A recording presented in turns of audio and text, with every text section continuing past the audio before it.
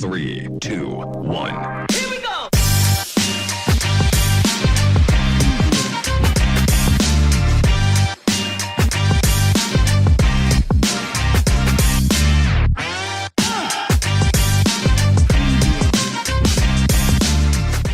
Hi, I'm Adamya and I hope you're doing well. In this video, I'm going to show you how I mixed drums for Jack of Spades' new song Polaroid. Saw you in the Polaroid. You look good, won't lie, you still do. Jack of Spades is a three-piece old school rock and roll band with Natik on bass, Adhyan on drums and Alem on vocal and guitar. Before we even started out the tracking process, Adhyan and I spoke for more than 2 hours on how we wanted to capture the drum sounds, the guitar tones, the bass tones, to even how Alem's vocal texture is. So I think whenever you're starting a project, it is very important to have one point person from the band to discuss all of these things with, so that you have a clear vision of how you want to approach it.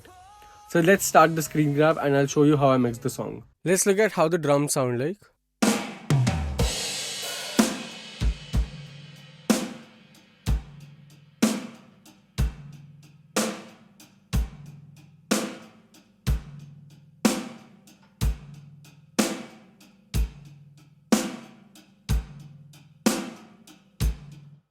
So as you can hear, they are very open sounding. The snare drum, the kick drum, all of that stuff you can hear, but like at the same time they're not very, they're not in your face. People start mixing drums. When they approach drums, one of the main problems they get into is the sort of balance where kick and snare and the overheads, they sound cohesive. The problem arises because they look at drums in a different way. They look at kick differently, snare differently, and so on. But when you're hearing drums as an audience, I think like drums are one instrument, and that is how I think one should mix them as well. So when we were recording this, we had a few of the mics pointed in the room for the overheads. There's a lot of stuff which I did to them while recording. So we have 2 overheads here.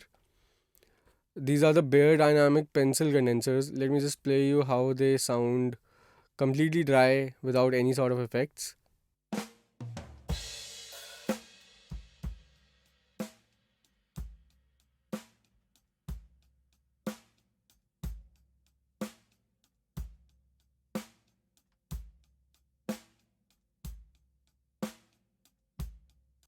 Then we have the Neumann TLM 107, which is in a figure of 8 pattern, and that was pointed sideways at quite a height from the drum kit.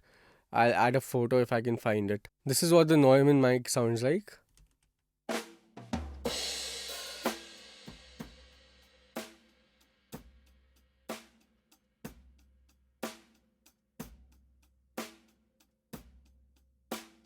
And with the overheads, this is what we were getting.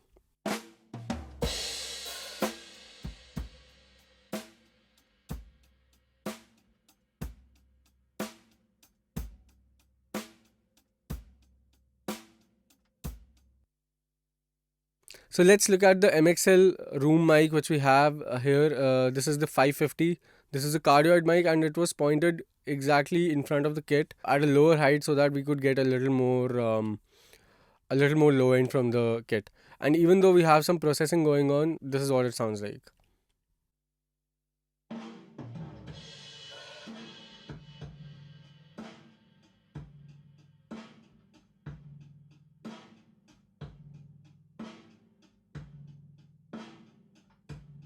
I literally destroyed the signal because I wanted that sort of characteristic, and this pairs really well with the rest of the mics, which are the overheads and the room and the Neumann mic we have here.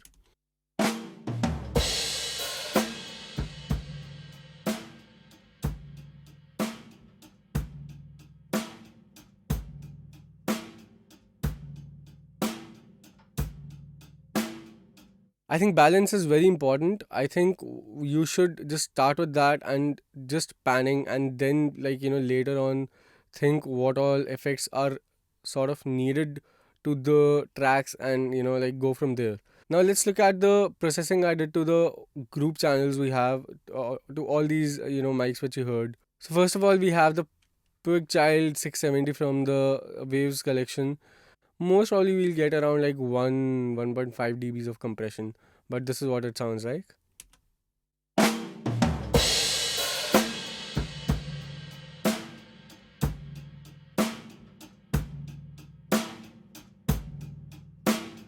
Let's look at the second plugin we have here. This is the SSL EQ. This is the E-channel plugin from Waves. We have a low cut at 130 and a high cut at 11 kilohertz. Then I'm boosting, I think this is 15. Yeah, this is 15 kilohertz at a shelf, about 3 dBs in, and then boosting 7 dBs with the CQ.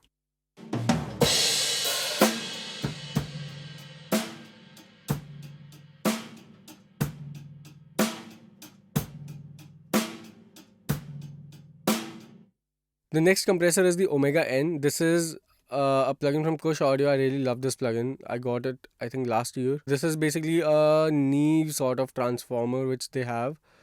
Makes it sound really, really nice. Adds a lot of saturation.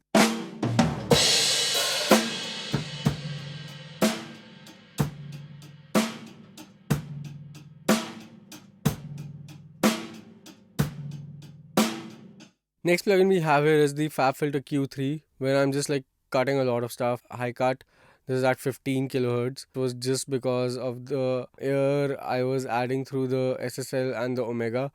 I think it became a little too much for me, and I cut that sort of thing just like a little bit. Then we have cut again at 430 hertz, then 1032. So all of these cuts are basically dependent on the symbols you are using in your studio and how they sound. And sometimes some frequencies can be a little too bright, or a little too nasty, so you can go ahead and like cut like how I have, and make sure that like you notch these things down a little bit.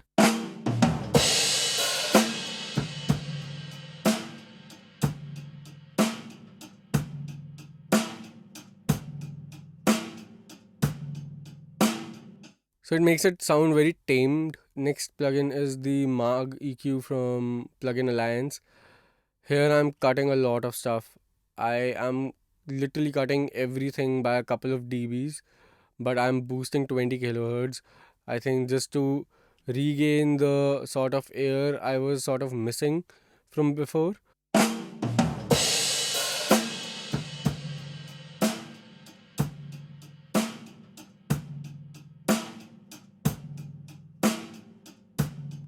Next is the Center plugin from Waves. So this is a widening plugin. The sound we are really going for is sort of, even though it's old school, but I wanted that sort of modern sound here. So you can tell this plugin what sort of frequencies you want in the center or on the sides, and like you can direct the punch and all of that stuff. So I'm just removing the center sound by, I think, 4 dBs here, and that is it. And it's just directing the high end towards the sides, because I know the snare, kick, and the vocals are going to sit here. So I don't want a lot of high end content present in the center channel. Wouldn't make a huge difference, to be honest, but like it makes some sort of space for you to place things in the left and the right, and in the center. The next plugin we have here is the Sandhu plugin from Plugin Alliance. Here I'm cutting a lot of stuff. I am literally cutting everything by a couple of dBs, but I wanted that sort of modern sound here. So you can tell this plugin what sort of frequencies you want in the center or on the sides, and like you can direct the punch and all of that stuff. So I'm just removing the center sound by, I think, 4 dBs here, and that's it. And it's just directing the high end towards the sides, because I know the snare, kick, and the vocals are going to sit here. So I don't want a lot of high end content present in the center channel. Wouldn't make a huge difference, to be honest, but like it makes some sort of space for you to place things in the left and the right, and in the center. The next plugin we have here is the FabFilter Pro G. Now I'm not gating anything, but what I'm doing is sort of accenting the transients we have here.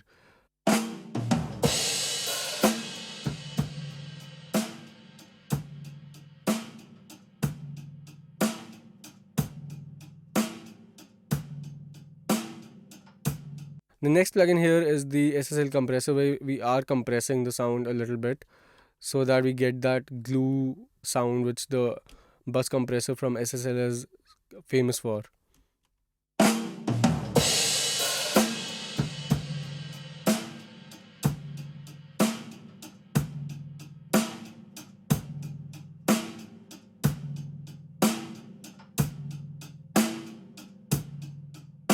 The maximum gain reduction which is happening here is I think 4 dBs towards a slower attack and auto release and 4:1 ratio. So this gives us that glue sort of sound which we all are familiar with. Next up we have these mics which are the MXL 770 and 107. Now what's special about these mics is that these are capturing the lobby of our studio. What I did was after recording, I sent the drums to my live room into an amp, opened the doors of the room, and I mic'd the lobby so that we get the lobby reflection and the reverb which we have there. And even though I am compressing these and processing these on the way in, this is what they sound like.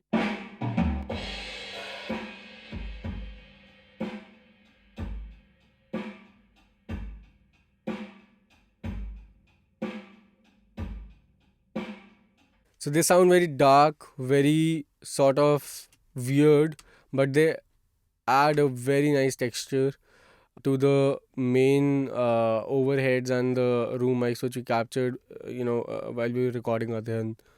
And the only processing I did here was basically some EQ at boosting 8 kilohertz at 6 dB by 6 dBs.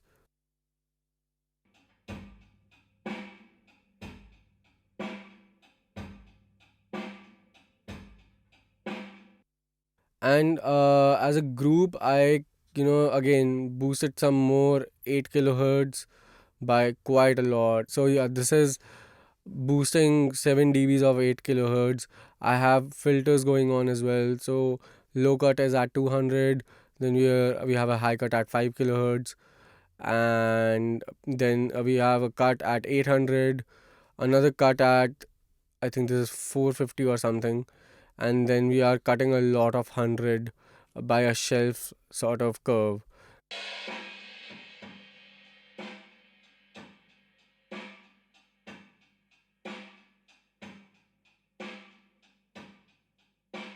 And the next plugin we have here is the Q3, just getting rid of this particular frequency which happens to be 1864.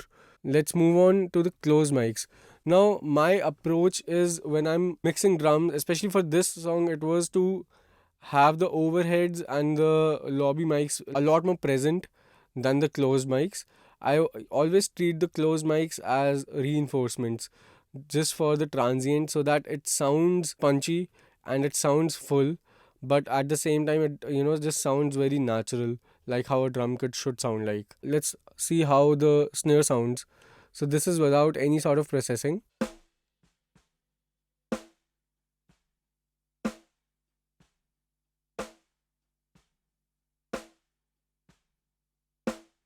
So the first EQ here we have is the SSL E channel. I think this is my go-to EQ, especially for drums. Sounds fantastic. So the first EQ move we have here is a boost at 7 kilohertz, and again a boost at 5 kilohertz. Another boost around I think 200. Another move we have here is a boost at 300 with the bell on.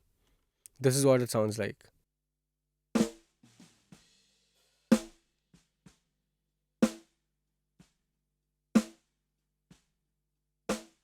Next plugin we have here is the SPL Transient Designer by Plugin Alliance, just boosting some attack and some sustain. So this is what it sounds like with this plugin engaged.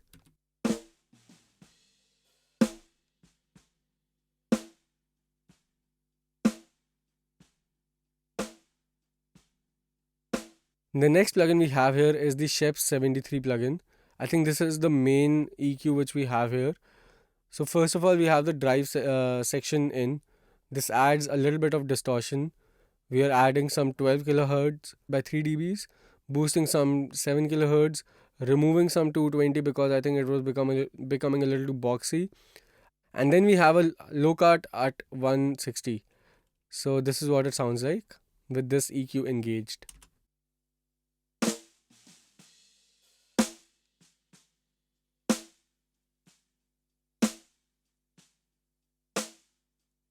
So it makes it really pop out and adds a lot of, so with the high end we added, I think it makes it sound really nice and defined. The next plugin we have here is the H comp, and this is the only compressor we have here on the snare channel, even though I have a parallel snare going. So we're going to get about, I think, 5 or 6 dBs of gain reduction. We are going in with a very sort of aggressive setting, but it makes the snare pop out really well. So this is what it sounds like.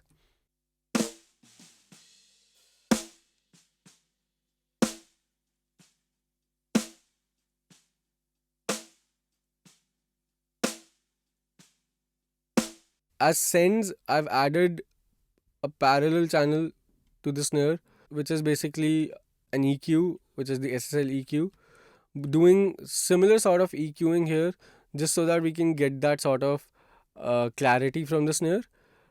And the next plugin is the Vertigo from Plugin Alliance.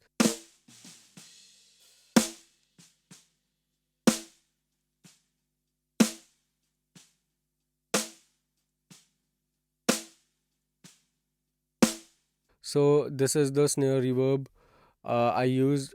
This is the Denise Perfect Room.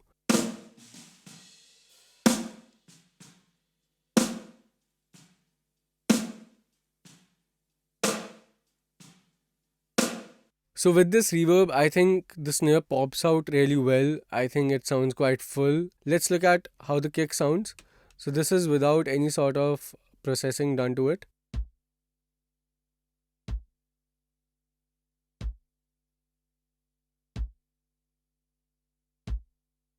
So the first plugin here is the SSL E channel EQ. We have a few cuts going here and there. We have a cut at 30 hertz, again a cut at 10 kilohertz. These are low and high cut. Then we have a boost at 6.5 kilohertz. I'm removing some, I think 750 or that sort of area, and I'm boosting 63 hertz here. So this is one thing which I would recommend everybody to do. This is the plugin I got from the RME UFX2, but you can use any sort of frequency analyzer you find. Check the frequency your kick is at and boost that particular frequency.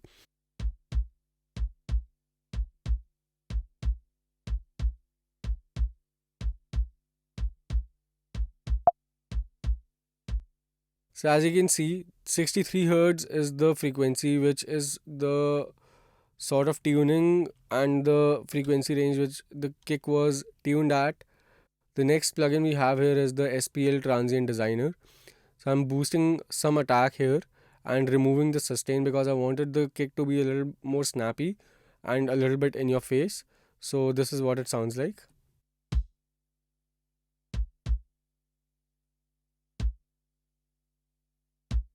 The next plugin we have here is the CLA drums.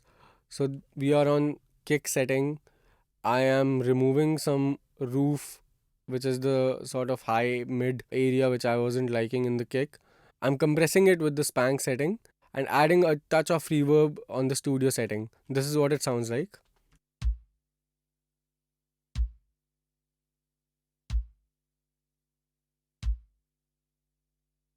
The next plugin we have here is the CLA 76, doing a lot of compression. So this is what it sounds like with this plugin.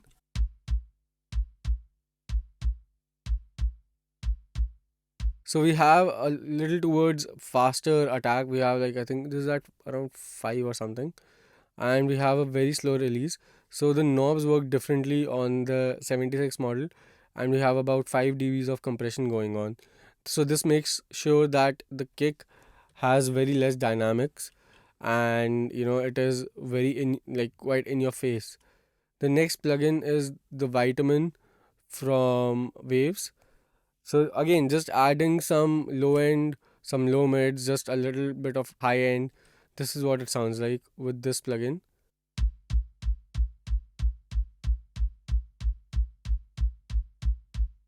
So just basically, I'm just shaping the kick how I wanted it to be in the song. The next plugin we have is the Vintage Compressor from Steinberg. As you can see, there's a lot of gain reduction going on. It just says 8 dBs here. We have punch going on. We have like a super fast attack. We're on auto release with 8 to 1 ratio. So this is what it sounds like with this plugin engaged.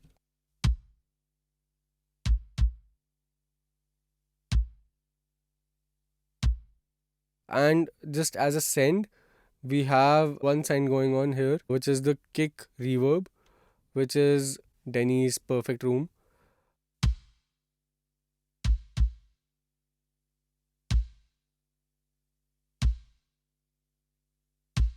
As you can hear, the kick sounds quite rounded. It blends in really well with the entire kit.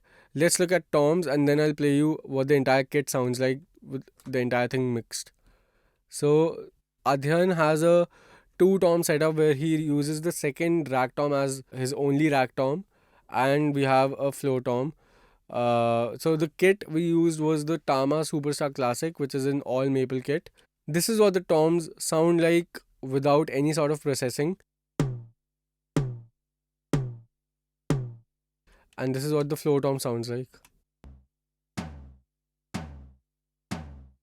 So this is the EQ we are using here. This is the SSL E channel which I'm sort of using in the entire project. Boosting some 6.5 kilohertz just to add that sort of nice tick sound. Removing some 800 because that's where the sound of the toms get a little bit messy. The last EQ move I have here is a boost at 130 hertz. I again checked the frequency analyzer to see where the toms were tuned at. Let's look at the floor tom. We have both the filters engaged. The low cut is at 50 Hz. The high cut is at 8 kHz. I'm boosting a lot of 5 kHz by I think 8 dBs. Then I'm removing some 800 since I didn't want that muddiness. And I'm boosting 80 Hz because this is the frequency the tom was tuned at. This is what the toms sound like with both the EQs engaged.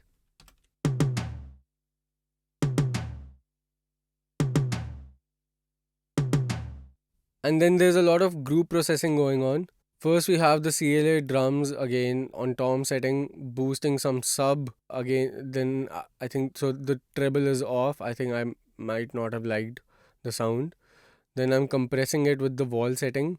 Then a little bit of reverb added on the club setting. This is what it sounds like.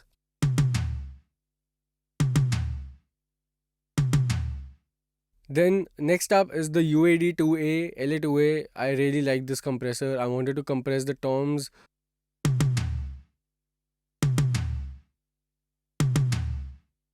So it makes the sustain sound very pleasing to the ear and at the same time puts the toms a little bit in your face.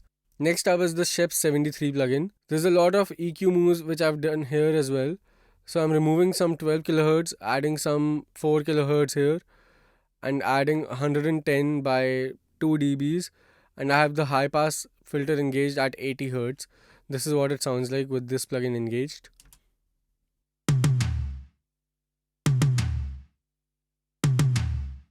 So it makes it sound quite warm and rounded. Next up is the Omega N. I just wanted to add a little bit of saturation just for the taste, and yeah, it's not doing much here, but I'll give you a listen of how it's sounding here.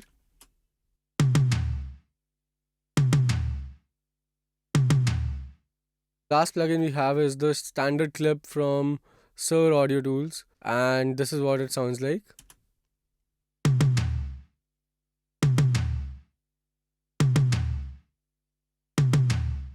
I really like the clipped sound on toms. I generally do that to the kick as well. On toms, it just makes it sound like even though they sound in your face, they sort of move back in the speaker and they sound a little, merged with the entire track. All of these things mixed, this is what the drums sound like.